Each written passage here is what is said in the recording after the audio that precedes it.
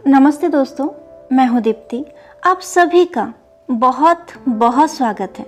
प्रस्तुत है सुभद्रा कुमारी चौहान जी की लिखी हुई कहानी दृष्टिकोण। कहानी की शुरुआत करती हूँ।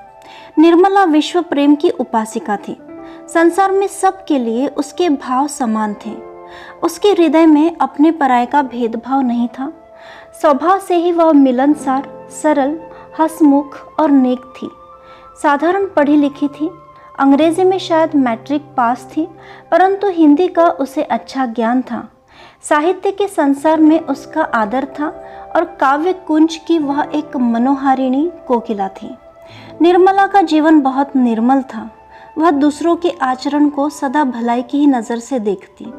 यदि कोई उसके साथ बुराई भी करने आता तो निर्मला यही सोचती, कदाचित उद्देश्य बुरा नहीं रहा हो, भूल से ही उसने ऐसा किया हो। पतितों के लिए भी उसका हृदय उदार और क्षमा का भंडार था। यदि वह भी कभी किसी को कोई अनुचित काम करते देखती तो भी वह उसका अपमान या तिरस्कार कभी नहीं करती। प्रत्युत मधुरतर व्यवहारों से ही यह उन्हें समझाने की और उनकी भूल को उन्हें समझा देने का प्रयत्न करती। कठोर वचन कह के किसी का जी दुखाना निर्मला ने सीखा ही नहीं था। किंतु इसके साथ ही साथ जितना वह नम्र, सुशील और दयालु थी, उतनी ही वह आत्माभिमानी, दृढ़ निश्चयी और न्यायप्रिय भी थी। नौकर चाकरों के प्रति भी निर्मला का व्यवहार बहुत ही दयापूर्ण होता। एक बार की बात है, उसके घर की एक कहारिन ने तेल चुराकर एक पत्थर की आड़ में रख दिया था। उसकी नीयत यह थी कि घर जाते समय वह बाहर के बाहर ही चुपचाप लेती चली जाएगी। किसी कार्यवश रमाकांत, जो उसी समय वहां पहुंच गए, तेल पर उनकी दृष्टि पड़ी। पत्नी को पुकार कर पूछा, निर्मला, यह तेल किसने रखा है? निर्मला ने पास ही खड़ी हुई कहारिन की ओर देखा। उसके चेहरे की रंगत स्पष्ट बतला रही थी कि यह काम उसी का है। किंतु निर्मला ने पति को जवाब दिया, मैंने ही रख दिया होगा, उठाने की याद नहीं रही होगी। पति के जाने के बाद निर्मला ने कटोरे में जितना तेल था उतना ही और डालकर कहारिन को दे दिया और बोली, जब जिस चीज़ की ज़रूरत पड़े मांग लिया करो। मैंने कभी देने से इनकार तो नहीं किया। जो प्रभाव कदाचित डांट फटकार से भी नहीं पड़ता, वह निर्मला के इस मधुर और दयापूर्ण बर्ताव से पड़ा। बाबू रमाकांत जी का स्वभाव इसके बिल्कुल विपरीत था। थे तो वे AA में, एक कॉलेज के प्रोफेसर, साहित्य सेवी और देशभक्त, उज्जवल चरित्र के नेक और उदार सज्जन। पर फिर भी पति पत्नी के स्वभाव में बहुत विभिन्नता थी। कोई चाहे सच्चे हृदय से भी उनकी भलाई करने आता तो भी उसमें उन्हें कुछ न कुछ बुराई ज़रूर दिख पड़ती।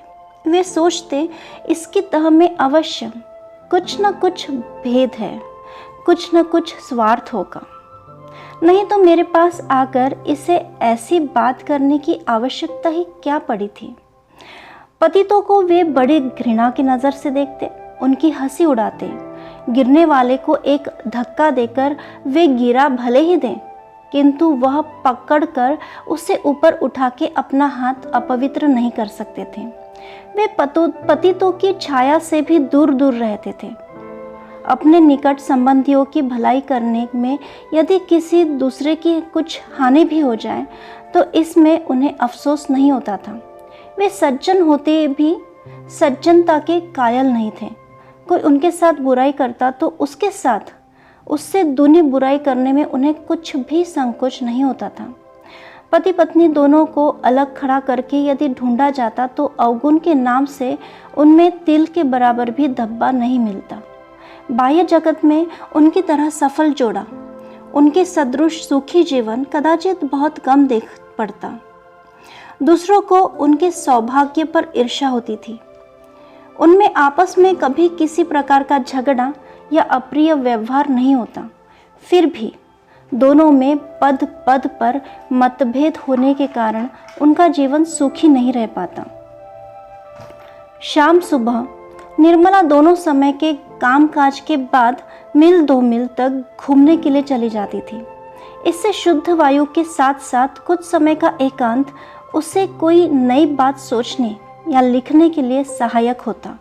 किंतु निर्मला की सास को बहू की यह हवाखोरी नहीं रुचती थी। उन्हें यह संदेह होता था कि यह घूमने के बहाने न जाने कहाँ कहाँ जाती होगी, न जाने किससे किससे मिलकर क्या क्या बातें करती होगी। प्रायः वह देखा करती कि निर्मला किधर से जाती है और कहाँ से लौटती है। एक बार उन्होंने पूछा कि तुम गई तो इधर से थी, उस ओर से लौटी कैसे? निर्मला इसका क्या जवाब देती? हंसकर रह जाती। किंतु निर्मला की सास बहू की इस चुप्पी का दूसरा ही अर्थ लगाती। उन्हें निर्मला का आचरण पसंद नहीं था। उसके चरित्र पर उन्हें पद पद पर संदेह होता। किंतु इन मामलों में जब वे स्वयं रमाकांत को ही उदासीन पाती तो उन्हें भी मन महसूस कर रह जाना पड़ता था, क्योंकि रमाकांत के सामने भी निर्मला घूमने निकल जाती और घंटों बाद लौटती। अन्य पुरुषों में उनके सामने भी स्वच्छंदता पूर्वक बातचीत करती, परंतु रमाकांत इस पर उसे जरा भी नहीं दबाते। किंतु कभी कभी जब उनसे सहन नहीं होता तो वे रमाकांत से कुछ न कुछ कह बैठती, तो भी वे यही कहकर रह जाते कि इसमें क्या बुराई है, टाल देते। उनके समझ में रमाकांत इस प्रकार माँ की बात न मानने के लिए ही पत्नी को शह देते थे। इसलिए वे प्रत्यक्ष रूप से तो निर्मला को कुछ नहीं कह सकती थी, किंतु अप्रत्यक्ष रूप से कुत्ते बिल्ली के बहाने ही सही अपने दिल का गुबार निकाला करती। निर्मला सब सुनती और समझती, किंतु वह सुनकर भी नहीं सुनती और जानकर भी अनजान बनी रहती। वह अपना काम नियम पूर्वक करती रहती। इन बातों का उसके ऊपर कुछ भी प्रभाव नहीं पड़ता। कभी कभी उसे कष्ट भी होता, किंतु वह उसे प्रकट नहीं होने देती। वह सदा प्रसन्न रहती, यहाँ तक कि उसके चेहरे पर शिकन तक नहीं आती। वह स्वयं किसी की बुराई करना नहीं चाहती थी, उसके विरुद्ध चाहे कोई कुछ भी करता रहे।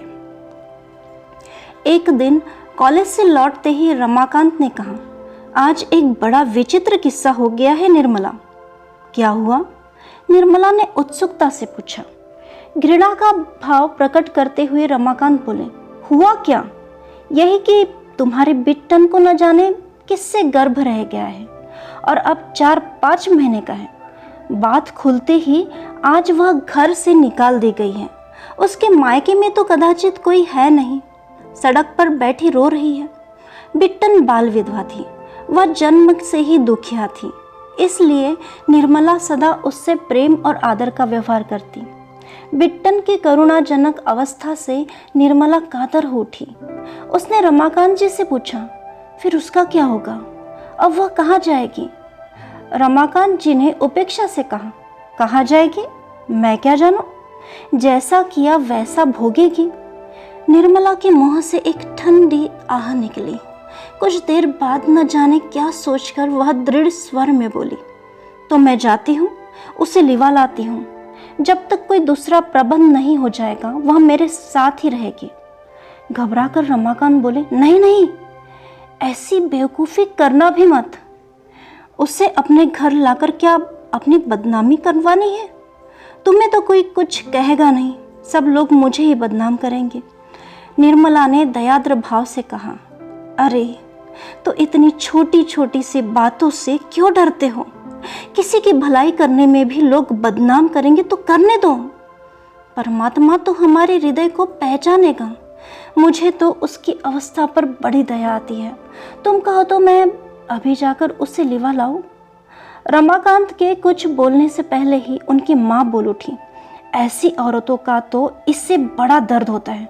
घर में बुलाने जा रही है, जाए कहीं भी मुंह काला करे, पर याद रखना खबरदार, जो उसे घर में बुलाया तो मैं अभी से कह देती हूँ, अगर उस छूत ने घर में पैर भी रखा तो अच्छा नहीं होगा। निर्मला धीरे से बोली, अगर वह आ गई तो फिर क्या करोगी अम्मा जी? अम्मा जी क्रोध से तिलमिला सी उठी, तड़प कर बोली, मार के लकड़ी पैर तोड़ कर दूंगी। और क्या करूंगी? तू तो रामू के सिर चढ़ाने से इतनी बढ़ चढ़ के बोल रही है, सो मैं भी रामू से डरती नहीं। तेरा और तेरे साथ रामू का भी मिजाज ठंडा कर दूंगी। ऐसी बज्जात औरतों की परछाई में भी रहना पाप है। उसे घर में बुलाने जा रही हो तुम? निर्मला ने कहा। पर अम्मा जी, यदि वह आई तो मैं दूसरों की तरह उसे दरवाजे पर से धुतकार तो नहीं दूंगी। मैं यह तो नहीं कहती कि उसे सदा के लिए अपने घर रखा जाए, पर हाँ, जब तक उसका कोई प्रबंध नहीं हो जाए तब तक अगर वह घर के एक कोने में पड़ी रही तो कोई हानि तो नहीं होगी। और कौन वह हमारे चूल्हे चौके में आएगी?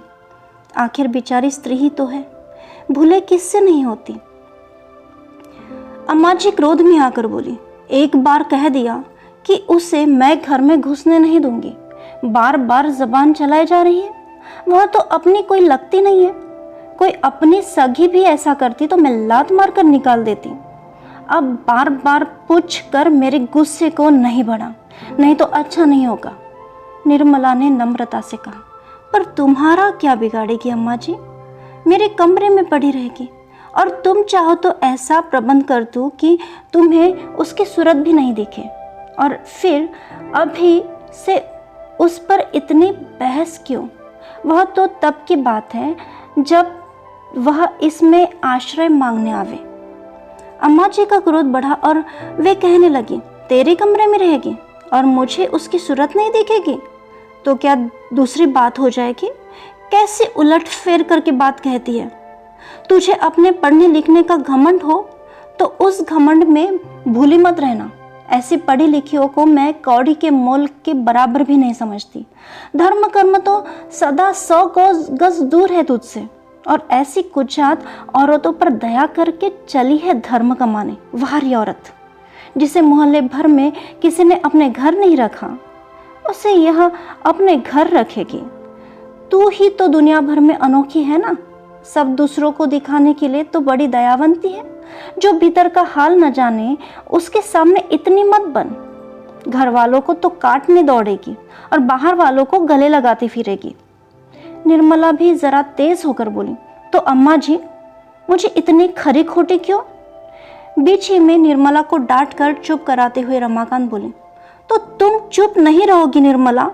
कब से सुन रहा हूं कि जबान कैसी कैंची की तरह चल रही है। तुम्हारे हृदय में बिट्टन के लिए बड़ी दया है और तुम उसके लिए मरी जाती हो, तो जाओ उसे लेकर किसी धर्मशाला में रहो। मेरे घर में तो उसके लिए जगह नहीं है। निर्मला को भी अब क्रोध आ चुका था। उसने भी उसी प्रकार तेज स्वर में कहा, तो क्या इस घर में मेरा जरा भी अधिकार नहीं है कि यदि मैं चाहूँ तो किसी को एक दिन के लिए भी ठहरा सकूं? अभी उस दिन तुम लोगों ने बाबू राधेलाल जी का इतना आदर सम्मान क्यों किया? उनके चरित्र के बारे में कौन नहीं जानता? उनके घर ही तो एक वैश्या रहती है, सो भी मुसलमानिनी, और वह उसके हाथ का खाते पीते हैं। फिर बेचारे बिट्टन ने क्या इससे भी ज्यादा कुछ अपराध किया है? अम्मा जी गरज उठी। अब उनका साहस और बढ़ गया, क्योंकि अभी अभी रमाकांत जी निर्मला को डांट चुके थे। वो बोली, चुप रहे, नहीं तो जीभ पकड़कर खींच लूंगी। बड़ी बिट्टन वाली बनी है। बेचारी बिट्टन, तू भी बिट्टन सरीखी होगी, तभी तो उसके लिए मरी जाती है ना। जो सती होती है वे तो ऐसी औरतों को परछाई भी नहीं छूती। और तू राधेलाल के लिए क्या कहा करती है? वह तो फूल का भौरा है, आदमी की जात है, उसे सब शोभा देता है। एक नहीं 20 औरतें रख ले, पर औरत आदमी की बराबरी कैसे कर सकती है? निर्मला ने सतेज और दृढ़ स्वर में कहा, बस अम्मा, अब मैं ज्यादा नहीं सुन सकूंगी। मैं बिट्टन सरीकी हो या उससे भी बुरी, किंतु इस समय वह निराश्रिता है, कष्ट में है। मनुष्यता के नाते मैं उसे आश्रय देना अपना धर्म समझती हूँ और दूंगी। अब रमाकांत जी को बहुत क्रोध आ गया था। वे कमरे से निकलकर आंगन में आ गए और आग्नेय नेत्रों से निर्मला की ओर देखते हुए बोले, क्या कहा? तुम बिट्टन को इस घर में आश्रय दोगे? निर्मला भी दृढ़ता से बोली, जी हाँ, जितना इस घर में आपका अधिकार है उतना ही मेरा भी है। यदि आप अपने किसी चरित्रहीन पुरुष मित्र को आदर और सम्मान के साथ ठहरा सकते हैं तो मैं भी किसी असहाय अबला को कम से कम आश्रय तो दे ही सकती हूँ। रमाकांत निर्मला के और भी नजदीक जाकर कठोर स्वर में बोले, मेरी इच्छा के विरुद्ध तुम यहाँ उसे आश्रय दोगी? निर्मला ने भी उसी स्वर में उत्तर दिया, जी हाँ, मेरी इच्छा का भी तो कोई मूल्य होना चाहिए, या मेरी इच्छा सदा ही आपकी इच्छा के सामने कुचली जाया करेगी? अब रमाकांत जी अपने क्रोध को संभाल नहीं सके और पत्नी के मुंह पर 3-4 तमाचे तड़ातड़ जड़ दिए। निर्मला की जबान बंद हो गई। बाबू रमाकांत क्रोध और ग्लानि के मारे कमरे में जाकर अंदर से सांकल लगाकर सो रहे। अम्मा जी दरवाजे पर रखवाली के लिए बैठ गई कि कहीं बिट्टन किसी दरवाजे से भीतर न आ जाए। इस घटना के लगभग 1 घंटे बाद बिट्टन को जब कहीं आश्रय नहीं मिला तब उसने एक बार निर्मला के पास भी आकर भाग्य की परीक्षा करनी चाहिए। दरवाजे पर ही उसे अम्मा जी मिली। बिट्टन को देखते ही वे कड़ी ललकार के साथ बोली, कौन है? बिट्टन, दूर, उधर ही रहना, खबरदार जो कहीं दहली के भीतर कदम रखा तो। बिट्टन बाहर ही रुक गई। निर्मला पास पहुंचकर शांत और कोमल स्वर में यही कहती हुई बोली, बिट्टन, बाहर ही ठहरो बहन, मैं वही तुम्हारे पास आती हूँ। दहली से बाहर निकल गई।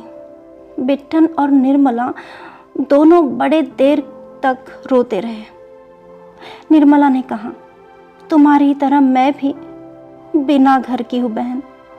यदि इस घर पर मेरा कुछ भी अधिकार होता तो मैं तुम्हें इस कष्ट के समय कहीं भी जाने नहीं देती। क्या करूं, विवश हूं। किंतु तुम मेरा यह पत्र लेकर मेरे भाई ललित मोहन के पास जाओ, वे तुम्हारा सब प्रबंध कर देंगे।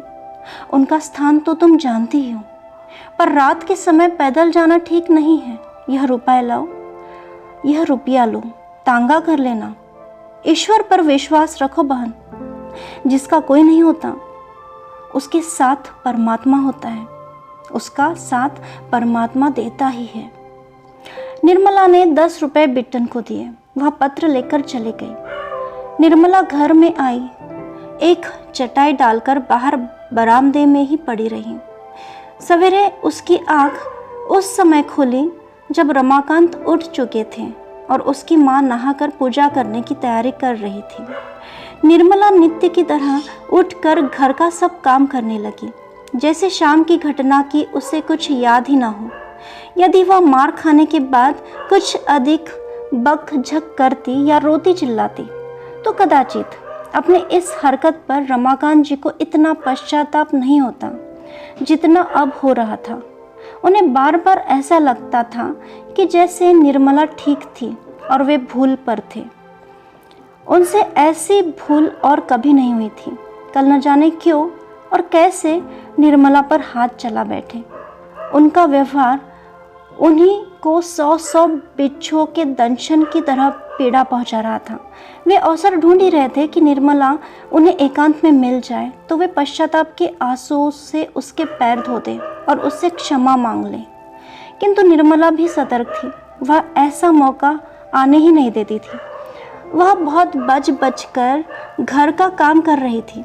उसके चेहरे पर कोई विशेष परिवर्तन नहीं था। न तो यही प्रकट होता था कि खुश है और न ही नाराज। हाँ, उसमें एक ही परिवर्तन था कि अब उसके व्यवहार में हुकूमत की झलक नहीं थी।